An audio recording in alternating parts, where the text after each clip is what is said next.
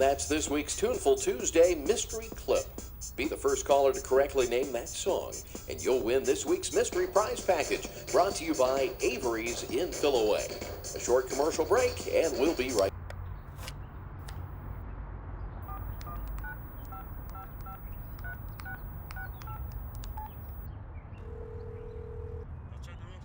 Yes. Yes, the song is Running with the Truth by the Blues Revolt, produced by Parthenon Records in 2002. It was re-recorded 3 years later as part of a compilation album. Right. Yes, I know.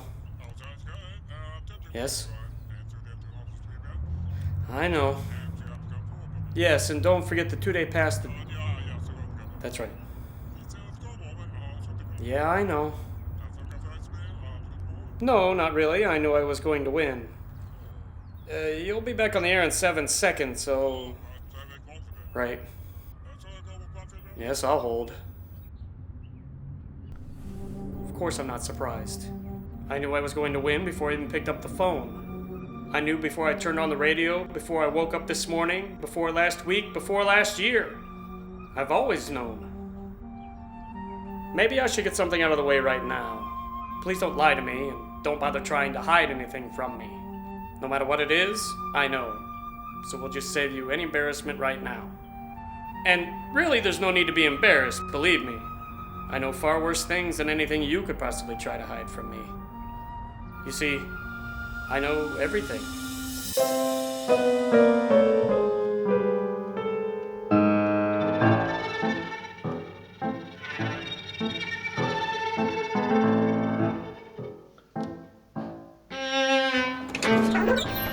Good morning, Mr. Lyons. You're early. You may as well grab your tools before you come in. You brought a pilot assembly with you, yes? Yeah. Grab that too. You'll need it.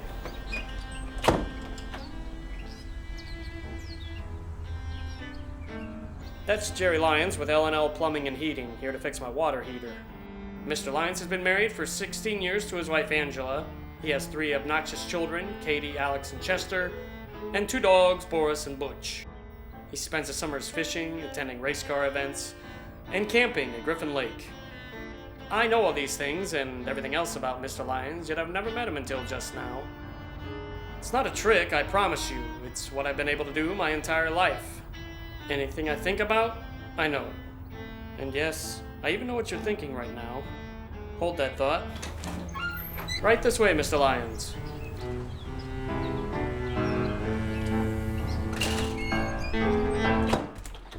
I wasn't sure if I had the right place or not. I tried to confirm the address and time on Friday, but the number I called said it was out of service. Yes, I apologize. I changed my number since I made this appointment last month. You haven't had hot water in a month? I was away on a trip. I knew it wouldn't need fixed until I got back. So you think you got a pilot assembly needs replaced? I know I do. Well, let me take a look at her. Sounds like everything's working okay. I know.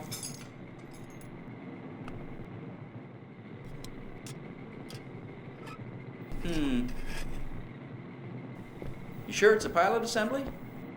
Is your water coming out cold? I told you you were early. Check it now.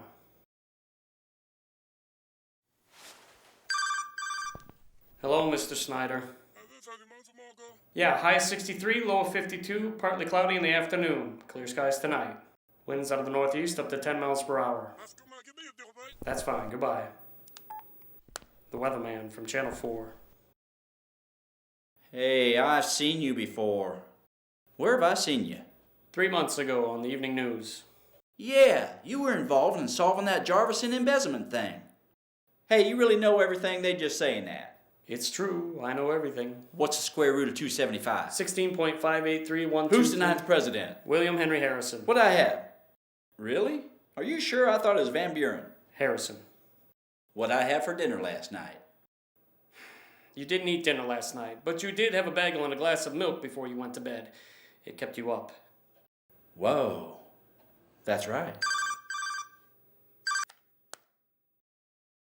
Oh, is that why you had to have your number changed? Keep having to answer stupid questions like mine? I change my number every couple months when the phone calls become too much to handle. You ought to go on some game show or something, or go to Vegas. I won the state lottery twice. That's enough.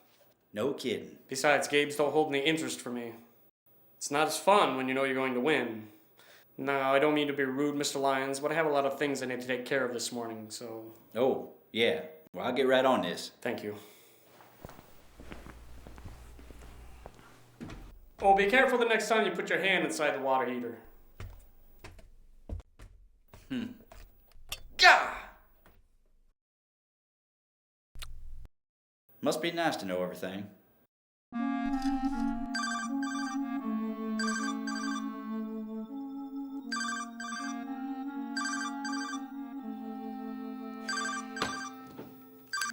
February 20th of next year.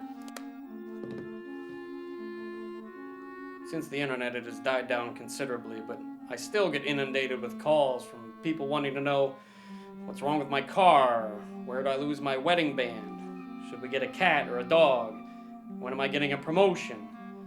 The answers, respectively, are you have a bed ignition coil, in your gray pants pocket stuffed in the laundry basket, a cat, and February 20th of next year. Some questions are more popular than others. Is there intelligent life in outer space? Is there an afterlife? Does God exist? Excuse me. Come in, Mr. Walker. My name's James Olson. Your name is Nicholas Walker. You live at 6750 Park Circle in Fillaway. You had a living girlfriend named Sophia, but she dumped you last August. All right.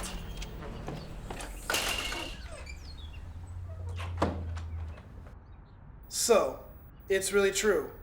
It is. You can tell me anything I want to know, huh? Mr. Walker, just ask me what you came to ask me. I don't have a lot of time. Yeah, well... You want to know the security code for the alarm system at 304 Winchester Boulevard, home of Greg and Dolores Armstrong. You'll also want to know the safe location and combination, I'm sure. Right. The code is... Here, you better write this down.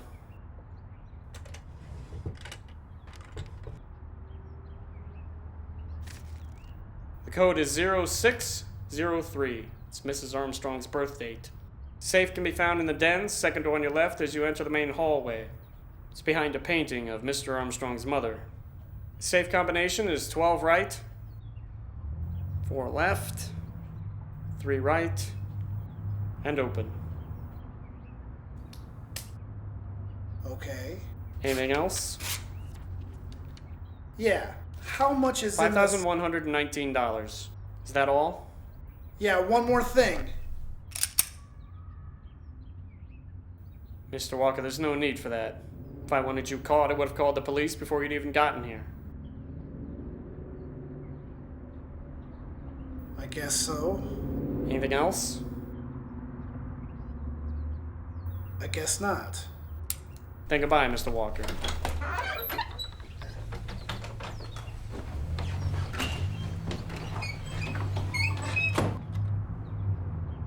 That guy? Another petty crook. They bottomed me to death.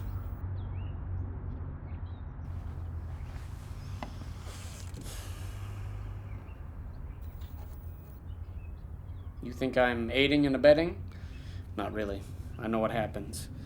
Immediately after leaving here, Mr. Walker will drive to the Armstrong household. The Armstrong's neighbor will see Mr. Walker creeping around the house and call the police. The police will arrive before Mr. Walker can get his hands on the safe.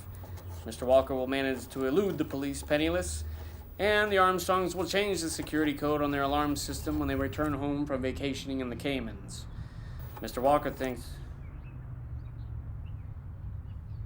I beg your pardon. I still haven't introduced myself. My name is Charles W. Afternoon. To the people that are close to me, I'm known for always getting the perfect gift, for knowing just what to say and when to say it, and for knowing how to solve anyone's problem. I suddenly become very popular when people realize that I know what's going to happen before it happens. Nothing surprises me. Nothing ever has. A lot of people say that they hate surprises. Well, I welcome one, good or bad. You'll have to excuse me, it's my housekeeper. Come in, Miss Nowicki! Hello, Mr. Afternoon. It's good to see you again. How was your trip? Very productive. I finally got to see all the things I wanted to see for a long time. Oh, like what? Oh, some of the more majestic landmarks around the globe, the pyramids, the Great Wall of China, the Himalayas, Mills End Park. Mills End Park. Where's that? It's in Oregon, and it was a bad joke. Oh, well, I've never heard of that one. I've seen the others before, though. On TV and in the movies doesn't count, Miss Nowicki. Then I guess I haven't seen much of anything. Well, what would you like to see if given the chance? I don't know. I've never given it much thought. Can I think about it? Sure. Well, we'll talk some more after I put this stuff away. While you were gone, I used up all the... Yes, I know. Of course. Miss Nowicki, Yes, Mr. Afternoon? the safety pin you have used to secure your bra strap has become unhooked and will presently stick you in the... It will stick you if you do not fix it. Thank you, Mr. Afternoon. I'm afraid that knowing everything means I'm usually the cause of some embarrassment from time to time. Well, I happen to know that a little embarrassment to Miss Nowicki is far less painful than that pin would have been. Besides, she's used to my knowing everything.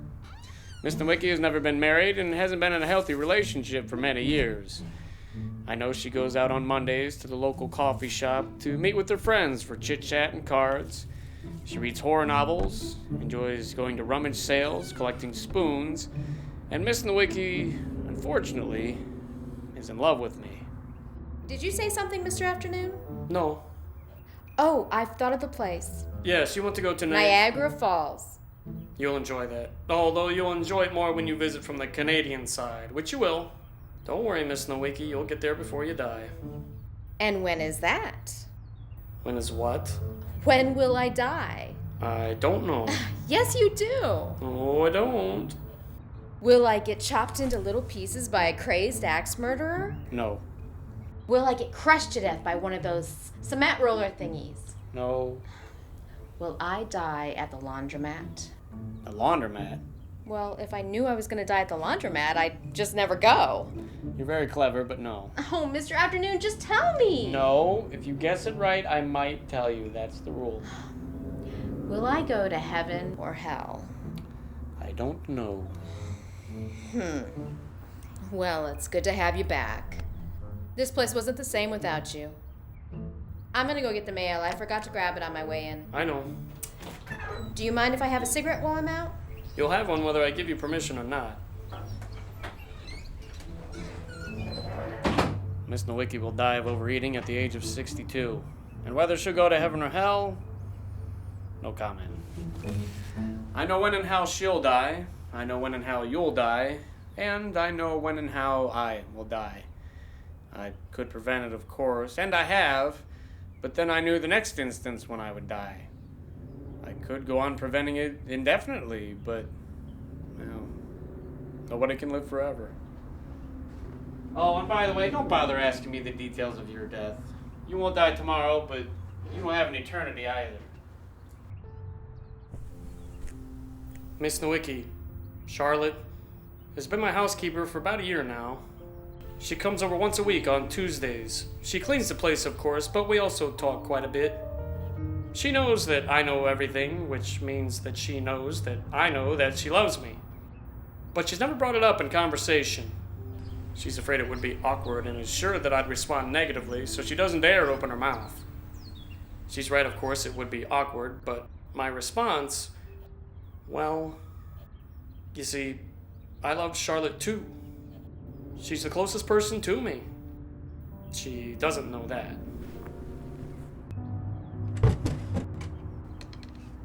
Up until now, I've managed to keep our relationship somewhat formal by insisting we address one another as Miss and Mr. It only helps on the surface. I know that a relationship between Charlotte and I would end badly. While she presently finds my knowing everything amusing, if we were to get together, over time, she would find living with me intolerable, which would result in a very messy divorce. I don't want to put either of us through that. You're all set, Mr. Afternoon. You were right. With everything that's gonna run you... Here. You have something for me to sign? Oh, well... Don't you want to take a look at the job first? No need. Oh, right.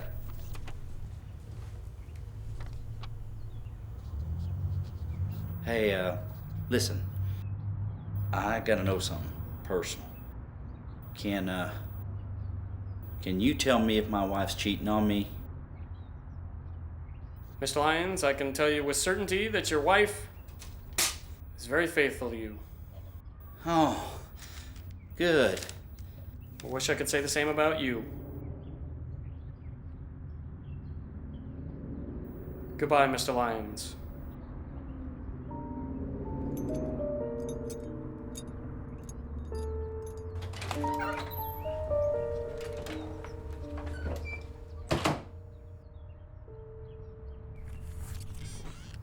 This is my way of telling Charlotte all the things I've told you, and it's the best way. She'd be far too embarrassed to hear all of this from my mouth. She'll find the letter tonight after her evening routine of eating dinner and watching the local news. Tonight, after she reads the letter, she'll be too overcome with both joy and sadness to feel any sort of embarrassment. She will know precisely how to react. You've got 5 letters today. 4, actually. One of those was delivered to the wrong address. Oh, you're right. Miss Nowicki. Yes, Mr. Afternoon? I'm sorry, I really should take this one. Yes? Yes, I know. Her body can be found at the bottom of Griffin Lake. Check near Dock 27 at the Marina Detective. You're welcome. Oh, and you should know that Alfred Townsend is the killer, not Roger Thorne. I know. Goodbye. You know what's most frustrating about knowing everything, Miss Nowicki? Nobody wants to think for themselves. They all want you to solve their problem because they're either too lazy or too stupid to do it themselves. But you might have saved other lives just now. The knowledge that you could give to people. You're very important, Mr. Afternoon. Well, I bet you could solve all the The fact of the world's- matter is that I did not save other lives. Mr. Townsend murdering his wife was an isolated incident. He's no serial killer. Just a desperate man with no other way out. But couldn't you have known that, and then knowing that, gone to him before he killed his wife, and explained to him that there are other ways out? No. And why not? Because I'm not a superhero. I can't be expected to prevent every crime, every disaster, every mishap that's about to occur. I simply can't. With that being said, how am I supposed to choose which events merit my involvement and which don't? Besides, talking to Mr. Townsend wouldn't have helped. And why's that? Because Mr. Alfred Townsend is a very disturbed man. He would have killed his wife whether I talked to him or not. He would have tried to get a divorce, she would have refused, they would have stayed together, got in a violent argument 2 weeks later, and then he would have killed her. Albeit in a different manner. Solving one problem inevitably leads to another problem, and another, and another. After so many another's, I just stopped caring. Oh. I'm sorry, I didn't mean. I did. It's alright, Miss Nowicki. It's human nature to want to know everything. Everybody fears what they don't know, but I promise you, people would be far more scared of the world if they knew some of the things that I know.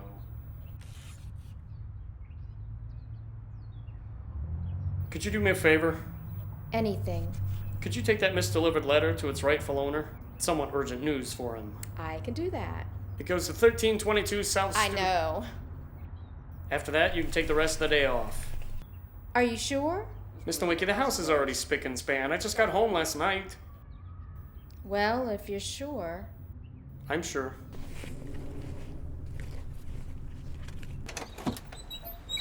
So we'll see you next week then? Yes, you will. It must be nice to know everything. Oh, will I get burned alive in a massive chemical fire? No. Goodbye, Mr. Afternoon. Welcome back. Goodbye, Charlotte.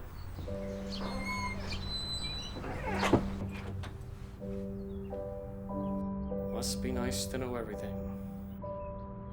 That's what everyone thinks.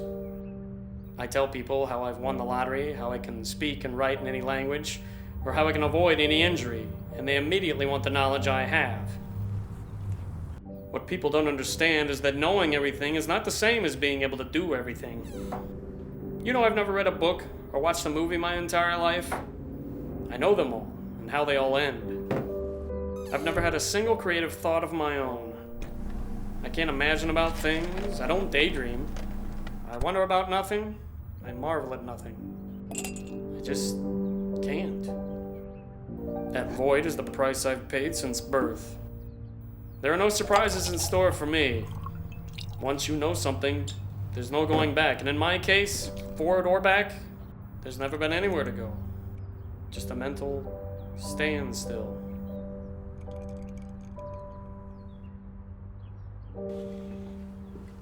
You want to know if there's intelligent life in outer space? If there's an afterlife? If God exists? Do you actually think you're ready to know those things? And if I told you the answers, would you really believe me? Would you want to believe me? Besides, I know that those are all the wrong questions. The very first question should have been to yourself. Do I want to know everything in the universe? Or would I like to be able to believe in something? To dream, to marvel, to be inspired, to be surprised, if only just once in a while? Your choice will be easier than mine, but it doesn't make the answer any less important.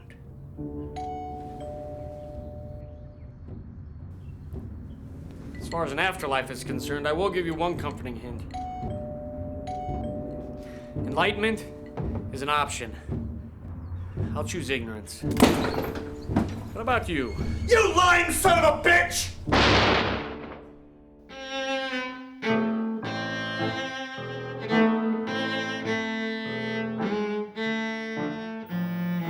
And if you're just tuning in, we finally have a winner for the Tuneful Tuesday prize package. A local man, Charles Afternoon. Mr. Afternoon has won himself a $500 gift certificate to Avery's, a free Reggie lawn tractor, and a 2-day pass to Bluebird Farms Amusement Park. All sponsored by Avery's in Fillaway. So congratulations, Charles, and we certainly hope you enjoy your gifts.